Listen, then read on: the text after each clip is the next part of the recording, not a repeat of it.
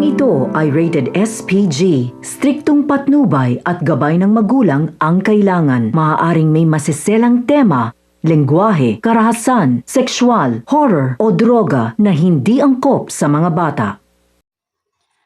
Magandang araw mga kaibigan at welcome back sa aking channel. Narito ang dapat aabangan sa Batang Quiapo. Sa pagbalik ni Santino sa kanilang bahay, yayakapin sana ito ni Rigor. Ngunit itinulak ito ni Santino. Galit na isinumbat ni Santino sa ama na hindi man lang siya nito pinakikinggan dahil hindi umano siya nito mahal sa kanyang tatay.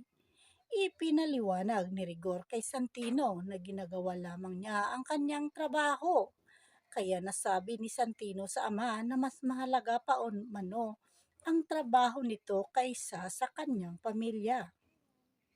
Samantala, habang nakakulong sa kwadra sina Lula Tinding at Noy, ay nagsasagawa ng plano si Lula Tinding upang makatakas sila sa kwadra.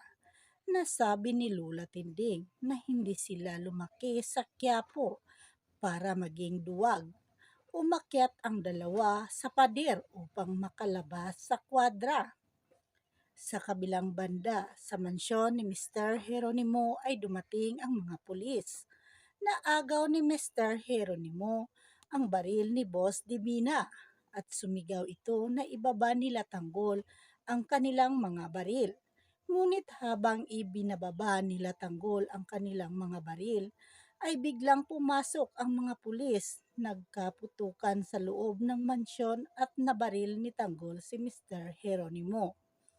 Habang tumakas sina Tanggol ay nakikipagpalitan sila ng putok ng baril sa mga kapulisan. At aabangan natin kung ano ang mangyayari sa transaksyon nila Boss Divina. Paano kaya nila mabibinta ang Star of Venus gayong marami ang mga naghahangad nito? Tuluyan na rin kayang lumayo ang loob ni Santino sa kanyang tatay Rigor? Makakatakas kaya sina Lula Tinding at Noy sa mansyon ng kabalyero? Ito po ang dapat nating pakatutukan mga kaibigan.